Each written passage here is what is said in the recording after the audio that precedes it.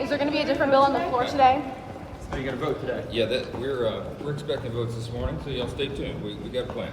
You've reached a new agreement? We'll see. Chaos on Capitol Hill, a critical meeting inside the office of House Speaker Mike Johnson as the clock is ticking towards a government shutdown. Members of the House Freedom Caucus sitting down right now with the Speaker and Vice President-elect J.D. Vance, as well as Donald Trump's pick to run the Office of Management and Budget.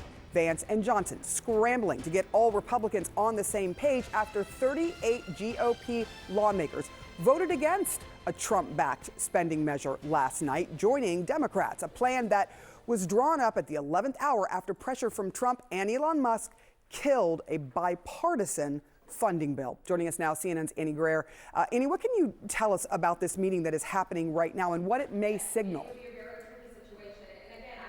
Well, this is about Republicans trying to get on the same page. They desperately want to pass something to keep the government open, but as we saw last night, 38 Republicans bucked their own leadership in voting against the plan to keep the government open because they didn't support the extension of the debt limit. So now, by bringing all the key stakeholders in one room, the hope is that there will be enough consensus to try and move forward. In fact, we caught up with House Speaker Mike Johnson this morning, who said that he believes that there is a plan and that they are going to be voting later this morning. That has not been officially announced or anything like that, but we are standing outside the meeting just down the hall trying to get new details because right now Republicans are back to square one and it's clear they don't have Democratic support to rely on.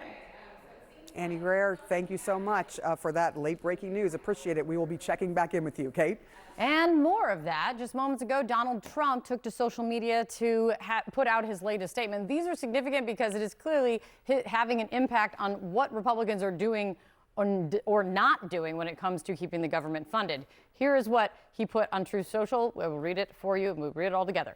If there is to be a shutdown of government, let it begin now under the Biden administration, not after January 20th under Trump.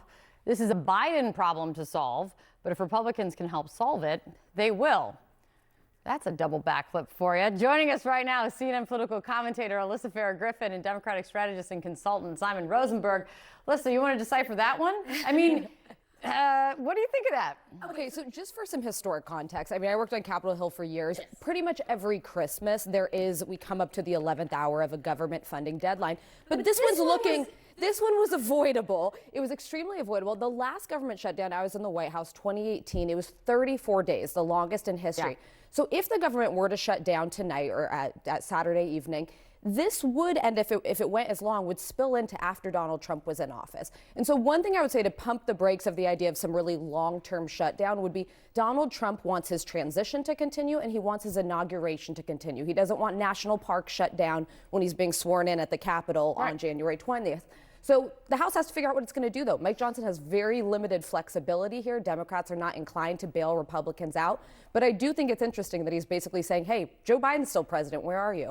Is that indicating also, I mean, Simon, let's jump into the psyche of Donald Trump on social media, because I know you love to do that. Is this also indicating he doesn't think there is a deal to be had? And so this is the beginning of the spin?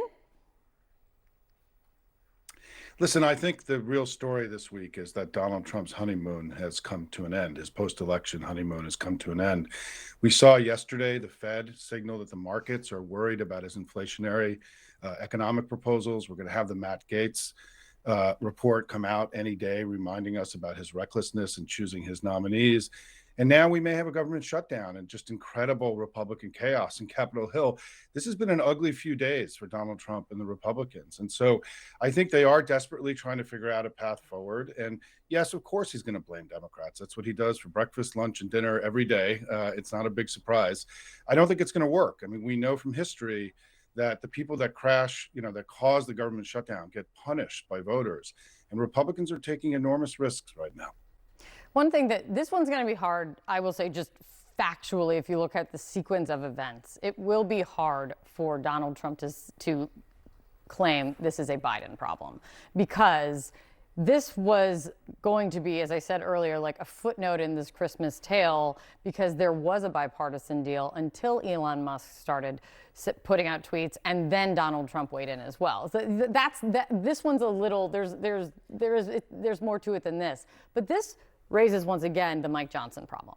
Right. And Playbook put it well this morning about Plan C, saying this: Mike Johnson's challenge is to find a path that can, 1, keep Trump happy, 2, placate House conservatives, 3, win the support of a substantial number of House Democrats, 4, pass muster with the Democratic-controlled Senate and White House, and 5, allow him to keep the gavel.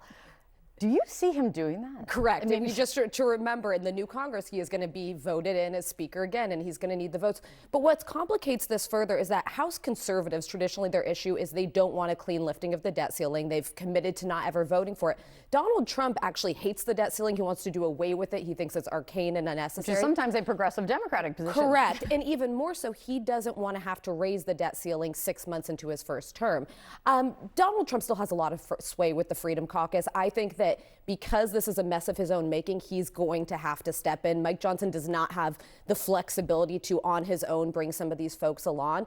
And you've seen Anna Paulina Luna, a very Trumpy MAGA member of Congress, saying she probably needs to vote for this because her district expects her to. I think Donald Trump's going to have to twist some arms, and he may spend his Christmas break working on fixing the deal he blew up. So, but that then poses something interesting, Simon. If Donald Trump jumps on a plane, gets to Washington, and starts basically what he will then, we're going to do, let's just assume, because we don't know what's going to happen in the next 5 minutes, he starts trying to break the logjam between Republicans. I just had Greg Meeks on, making very clear that Democrats, they negotiated this once, and they have no motivation to start heading back to the negotiating table again. Could the Democrats be looking at a worse deal than they had if they had just gone along with, I'm going to call it Plan B last night?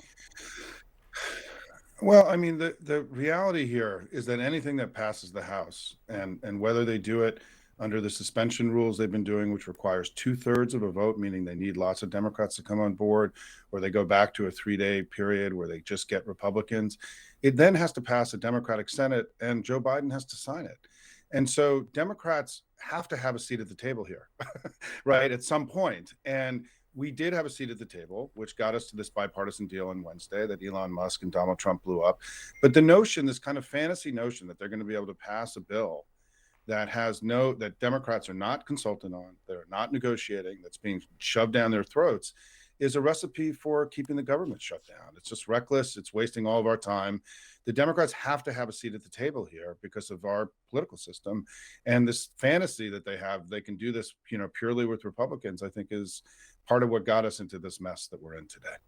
And what is always so frustrating for people not in Washington watching this is the government eventually will get funded, but a lot of people are going to potentially feel pain in the meantime. And it's just, these always feel like, to not be eloquent, the dumbest of fights. No one wins a government shutdown. No one wins. If the blame more game goes people around, get hurt, and then we move on, and it just leaves that ick in like icky feeling for people watching it. And this is not going to get easier in the next Congress, right? Well, exactly. The Republican majority in the House is going to be, what is it, the slimmest in the modern era? Right. And Donald Trump wants to focus on things like broadening his tax cuts in the first term. He doesn't want to be dealing with government funding battles and deadlines. And I think there's already this expectation. It feels weird to talk about the midterms before Donald Trump's even sworn in. But this would be a really negative way to start a new Congress if he's hoping to keep control of the House going into the second half of his term. So there is no win. There'll be a lot of furloughed federal employees, people who won't be getting pay. They'll eventually get back pay.